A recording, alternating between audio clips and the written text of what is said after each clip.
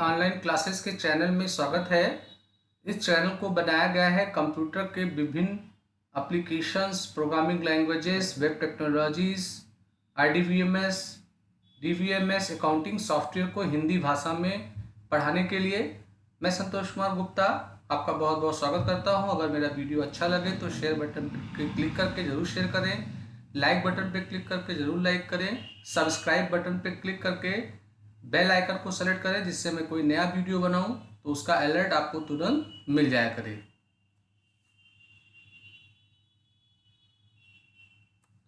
चलिए दोस्तों, आज का मैं क्लास स्टार्ट करता हूं। तो जैसे हम लोग सी प्रोग्रामिंग को पढ़ रहे थे, अभी हम लोगों ने 29 वीडियोस भी सी के देख लिए हैं। आज हमारा ये 30 पार्ट होगा सी प्रोग्रामिंग लैंग्वेज का, और इसमें मैं आज आपको बताने वाला हूँ डायनामिक मेमोरी एलोकेशन के बारे में। तो डायनामिक मेमोरी एलोकेशन क्या है, इसकी चर्चा की जाएगी।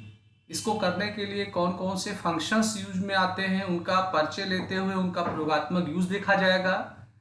तो सबसे पहले ये जानना जरूरी है कि डायनामिक मेमोरी एलोकेशन आखिर होता क्या है।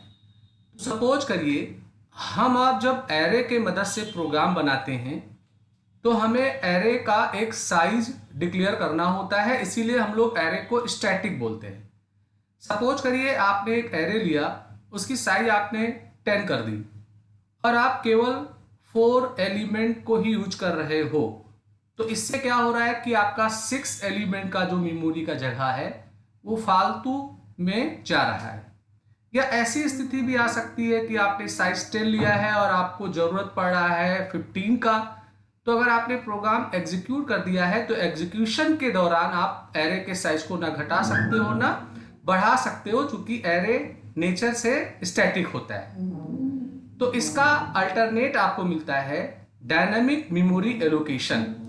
तो सी में डायनामिक मेमोरी एलोकेशन का जो प्रयोग होता है, उसके मदद से हम लोग एक मेमोरी में साइज ऑक्युपाइड करते हैं और प्रोग्राम चलाने के दौरान हम उसको चेंज कर सकते हैं, क्योंकि ये डायनामिक होता है। इसके लिए आपको ये 4 फंक्शंस मिलेंगे जिनके मदद से हम लोग डायनामिक मेमोरी एलोकेशन का काम करते हैं। मैलॉक, कैलॉक, फ्री, रीअलॉक, ये 4 फंक्शन होते हैं और इन चारों फंक्शन के लिए ये एक हेडर फाइल है, stdlib यानी स्टैंडर्ड लाइब्रेरी हेडर फाइल है। तो आप जब भी इन 4 में किसी भी फंक्शन का यूज करेंगे तो इस हेडर फाइल को अपने सी के प्रोग्राम में इंक्लूड करना होगा। तो हम लोग बारी बारी परिचय लेंगे कि मैलॉक क्या है, कैलॉक क्या है, फ्री क्या है, रिलॉक क्या है। और दोस्तों, एग्जाम में अक्सर इनके बारे में पूछा जाता है कि ये फंक्शंस क्या है, इनका डिफिनेशन भी आता है, इनके सिंटेक्स भी आते हैं, या मे भी कोई प्रोग्राम भी आ सकता है जिसमें आपसे कहा जाएगा कि आप डायनामिक मेमोरी एलोकेशन का प्रोग्राम बनाइए। तो एक सहज भाषा में समझें कि डायनामिक मेमोरी एलोकेशन का मतलब ये होता है कि हम अपने प्रोग्राम के जरिए एक विशेष, एक पर्टिकुलर ब्लॉक बाइट्स मेमोरी में एलोकेट कर लेते हैं। जैसे आपकी ज़रूरत है कि हम मेमोरी में 50 बाइट्स का जगह ऑक्युपाइड कर लें और उसमें हम डेटा भरेंगे, तो ऐसे स्थिति में हम लोग डायनेमिक मेमोरी एलोकेशन का प्रयोग करते हैं। डायनेमिक मेमोरी एलोकेशन में सबसे पहले हम लोग बात करते हैं मैलॉक फंक्शन का। ये फंक्शन है मैलॉक, एक फंक्शन होगा, इसकी स्पेलिंग इसी तरीके से लिखी जाएगी। आप इसे बोलने में बोल सकते हो कि ये मेमोरी एलोकेशन के लिए होता है। तो मैलॉक जो है ये एक मेथड है, एक फंक्शन है सी में। इसका प्रयोग किया जाता है डायनामिकली एलोकेट करने के लिए, छकाने के लिए single large block of memory और एक साइज आप देंगे। जैसे सपोज करिए आपको 200 बाइट्स की आवश्यकता पड़ रही है कि आप मेमोरी में 200 बाइट्स आपको पूरा मिल जाए, तो उसके लिए आप मैलॉक का प्रयोग करेंगे। मैलॉक का जो सिंटेक्स होता है, इसके लिए एक पॉइंटर वेरिएबल हमें लेना होता है। ये एड्रेस उस पर्टिकुलर जगह का आइडेंटिफाई करता है और हमें जो जगह एलोकेट करना है उसका टाइप क्या होगा, उसमें किस प्रकार की वैल्यू को आप रखोगे, फिर आप malloc लिखोगे, फिर आपको वो नंबर ऑफ बाइट देना होगा जितना आप जगह मेमोरी में चाहते हो। जैसे मैंने यहाँ पे लिखा एग्जाम्पल में ptr int पॉइंटर टाइप का malloc 100 multiply size of int। तो साइज ऑफ का मतलब होता है इस डेटा टाइप का जो साइज होगा उसको ये फेच करता है। तो इंटीजर अगर 32 बिट कंप्यूटर पे है आप हैं तो 2 बाइट मिलता है, 64 बाइट पे है तो 4 बाइट मिलता है, मान लेते हैं 2 बाइट मिल रहा है आपको।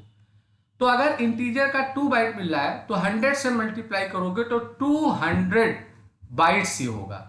तो ये malloc क्या करेगा, आपको मेमोरी में 200 बाइट्स का जगह आरक्षित कराएगा और उसमें आप इंटीजर टाइप की वैल्यू को स्टोर करेंगे। और वो जो 200 बाइट्स होंगे वो पूरा का पूरा एक एरिया होगा, उसमें कोई स्लॉट नहीं बनेगा, वो एक ब्लैंक एरिया बन जाएगा और उसके एड्रेस को हम इस ptr से आइडेंटिफाई करें।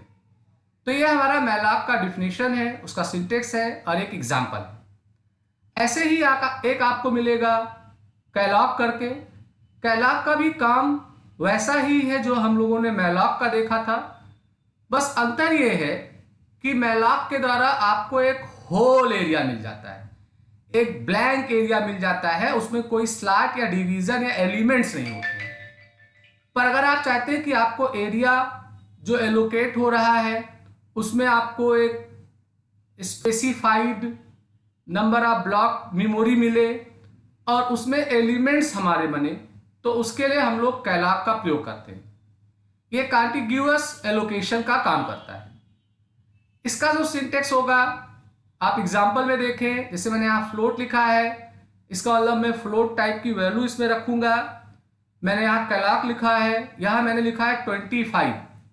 तो ये 25 जो हो रहा है इसका मतलब आपको 25 एलिमेंट्स मिलेंगे, स्लॉट्स मिलेंगे और हर 25 में आपको फ्लोट 4 बाइट का है तो 4 बाइट का आपको जगह मिलेगा। तो इसमें क्या हो रहा है कि आपको 25 एलिमेंट्स मिलेंगे और उसमें हर एलिमेंट में आप 4 बाइट का डेटा रख पाएंगे।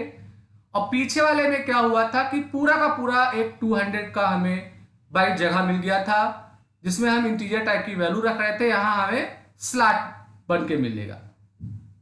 इसी तरीके से एक फंक्शन मिलेगा फ्री। फ्री का मतलब ये होगा कि अगर आपने calloc या malloc का प्रयोग करके अपना मेमोरी एलोकेट किया है तो उस मेमोरी को अगर आप यूज नहीं कर रहे हो, उसे आप डिस्ट्रॉय करना चाहते हो, डी एलोकेट करना चाहते हो, तो उसके लिए फ्री फंक्शन का प्रयोग किया जाता है। फ्री फंक्शन बहुत साधारण है, सिंपल। आप उस पॉइंटर वाले वेरिएबल का नाम इसके साथ दोगे जिसके जरिए आपने जगह एलोकेट किया था और वो जगह डी एलोकेट हो जाएगा। तो ये आपका फ्री फंक्शन होता है। रीअलोक जो होता है रीएलोकेशन, यानी अगर आपने malloc या calloc के मदद से एक विशेष जगह मेमोरी में एलोकेट कर लिया है और अगर आप उस साइज को बढ़ाना चाहते हो, आप चाहते हो कि उसमें और कुछ जगह हमारा बढ़ जाए, तो उस वास्ते हम लोग रीअलोक फंक्शन का प्रयोग करते हैं। तो फ्रेंड्स ये 4 फंक्शन है, एक malloc, एक calloc, एक फ्री और एक रीअलोक। ये बहुत ही इंपॉर्टेंट होते हैं, खासकर जब हम लोग डेटा स्ट्रक्चर की प्रोग्रामिंग करते हैं, लिंक लिस्ट वगैरह, तो वहां हमें इनका प्रयोग करना होता है।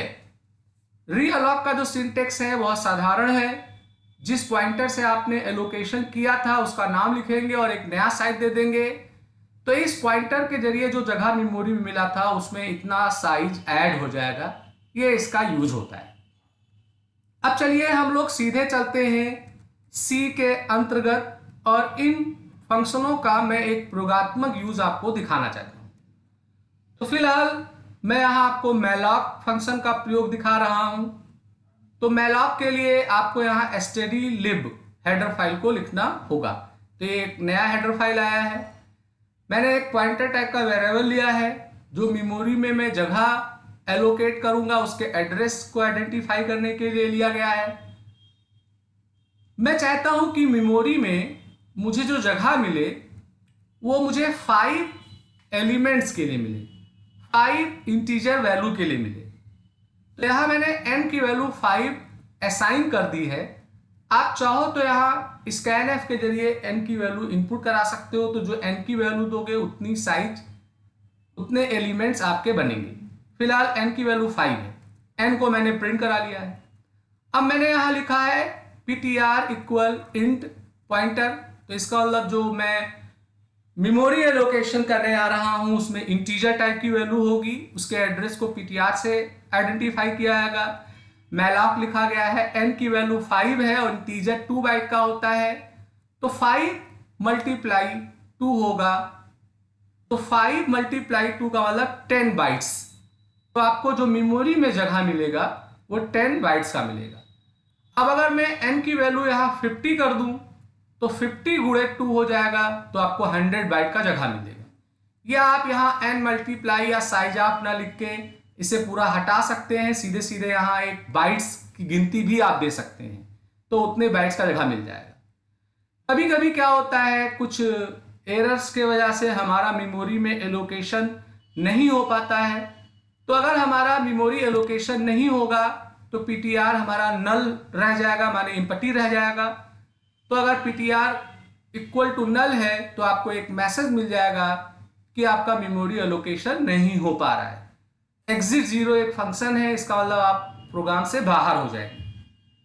और अगर एल्स का मतलब यह हुआ कि अगर मेमोरी एलोकेशन हुआ है, तो जो मेमोरी एलोकेशन हुआ है मैं चाहता हूं कि एक मैसेज प्रिंट होके आ जाए कि आपका मेमोरी एलोकेशन सक्सेसफुली हो गया है। अब मेमोरी एलोकेशन हो गया तो मैं चाहता हूं कि मैं उसमें कुछ वैल्यू रख लूं, तो ये जरूरी नहीं कि वैल्यू में रखूं, मैं चाहता तो यही प्रोग्राम फिनिश कर सकता था, तो खाली मेमोरी का एलोकेशन हो जाता। अगर आपके एग्जाम में आता है कि आप मैलॉक के जरिए मेमोरी एलोकेशन का एक प्रोग्राम लिखिए, तो जरूरी नहीं है नीचे वाला पार्ट लिखें, आप यहीं एल्स में ही प्रिंट करके एल्स का ब्रैकेट बंद कर सकते हैं।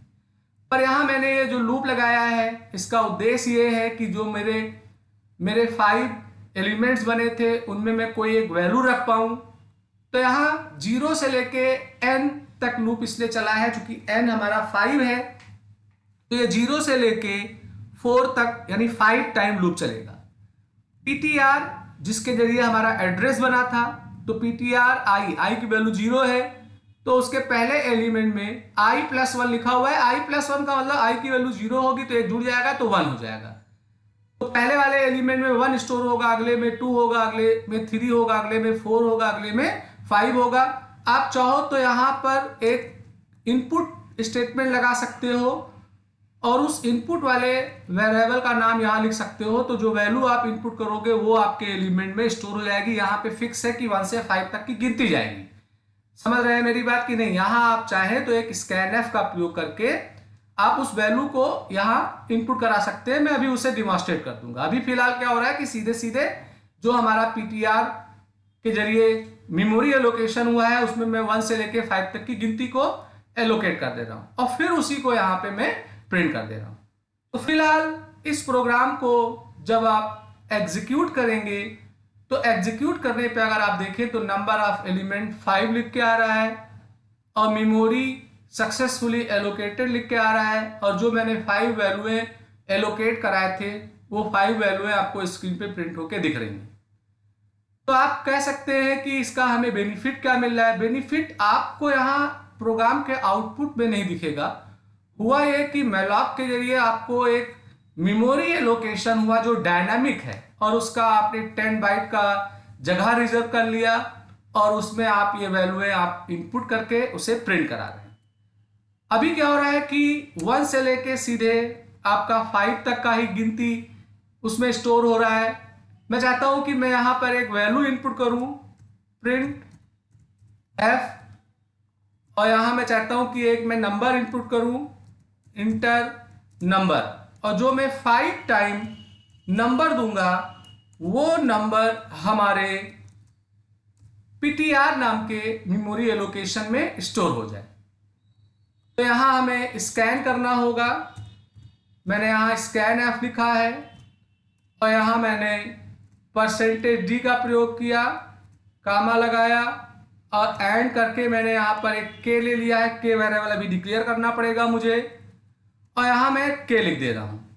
तो इसका मतलब हुआ कि जो वैल्यू आप इनपुट करोगे वो वैल्यू आपके ptr वाले मेमोरी एलोकेशन में स्टोर होगा।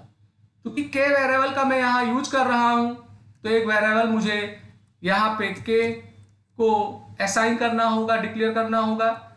तो अब इस प्रोग्राम को मैं कंपाइल करके रन करूंगा, तो देखिए अब आपसे इंटर नंबर मांग रहा है। मैंने दे दिया 66, 5 टाइम मांगेगा। मैंने दे दिया 89, 90, 45, 4। तो देखिए जो वैल्यू मैंने इनपुट किया था वो वैल्यू अब आपको यहाँ प्रिंट होके मिल गई। तो इस प्रोग्राम के जरिए मैंने ये डिमॉन्स्ट्रेट किया है कि आप मैलॉक फंक्शन के जरिए कैसे डायनेमिक मेमोरी एलोकेशन करेंगे और उनमें वैल्यू को कैसे स्टोर करके उसे आप कैसे प्रिंट करेंगे। यहाँ एरे का कहीं प्रयोग नहीं हुआ है। हम लोगों ने एक मेमोरी एलोकेट किया है मैलॉक के जरिए 10 बाइट का, और उसमें हम लोगों ने अपने वैल्यू को रखा है। अब मैं एक प्रोग्राम आपको और दिखाना चाहता हूं। ये प्रोग्राम आपका कैलाक फंक्शन का होगा। तो चीज वही होगी, प्रोग्राम उसी ही तरीके से बनेगा जो मैंने पीछे बनाया था। बस आप देखो तो यहाँ पे मैलॉक के स्थान पे कैलाक का प्रयोग हो गया। कैलाक का सिंटेक्स होता है एन कामा, पीछे में एन मल्टीप्लाई लिखा था, यानी एन का जो वैल्यू है 5 उससे 2 मल्टीप्लाई हुआ था। यहाँ क्या हो रहा है कि एन की वैल्यू 5 है, तो इसका मतलब 5 स्लॉट आपके बनेंगे मेमोरी में। पूरा होल 10 बाइट का जगह नहीं मिलेगा आपको, 5 एलिमेंट्स रखने के लिए 5 पार्ट्स मिलेंगे, और हर पार्ट्स में 2 इंटीजर का साइज होता है, तो 2 बाइट्स की वैल्यू आप रख पाएंगे। तो मैलॉक और कैलाक पे अंतर यही है फ्रेंड्स कि मैलॉक एक होल आपको पूरा दे देता है। ऐसे 10 बाइट की जो जगह मिली थी वो एक कंप्लीट जगह मिलेगी, उसमें कोई स्लॉटिंग नहीं होगा, सेल्स नहीं बनेंगे। और वहीं अगर आप कैलाक के जरिए करेंगे तो जो n की वैल्यू 5 है, तो 5 आपको स्लॉट्स मिलेंगे। आपको कह सकते हैं एक्सेल के ऐसे सीट का खाना मिलेगा, और उसमें आप 2 बाइट स्टोर कर सकते हैं। ये एरर के लिए चेक किया गया है। और यहाँ फिर वही चीज है जो पीछे के प्रोग्राम में हुआ था कि 1 से लेके 5 तक की गिनती मैं सीधे अपने पीटीआर के अंदर भेज रहा हूँ, उसी को प्रिंट कर रहा हूँ। आप चाहें तो यहाँ भी इनपुट कीवर्ड का प्रयोग करके, ऐसे पिछले प्रोग्राम में मैंने दिखाया था, वो आप कर सकते हैं। तो आप प्रोग्राम को रन करेंगे तो इसका भी आउटपुट उसी ही तरीके से आएगा जैसे आपका मैलॉक का आया था। बस फर्क ये है कि मैलॉक में आपकी एक कंप्लीट होल मेमोरी बन जाती है, कोई स्लॉटिंग नहीं होती। यहाँ क्या हुआ कि 5 अलग अलग एलिमेंट्स आपके तैयार हुए, 5 स्लॉट्स आपको मिल गए, और है चीज आपका डायनेमिक मेमोरी एलोकेशन का ही। तो फ्रेंड्स, मैंने इस वीडियो में आपको बताया कि मैलॉक क्या होता है, कैलाक क्या होता है, फ्री और रीअलॉक के बारे में आपको मैंने समझाया। तो अगर दोस्तों मेरा वीडियो आपको अच्छा लगा हो तो इसे लाइक करिए, शेयर करिए, सब्सक्राइब करिए, बेल आइकन को सेलेक्ट करिए, जिससे मैं कोई नया वीडियो बनाऊं तो उसका आपको अलर्ट तुरंत मिल जाया करे। तो फ्रेंड्स, मैं अपना क्लास यहीं पे स्टॉप करता हूं। आपका दिन शुभ हो।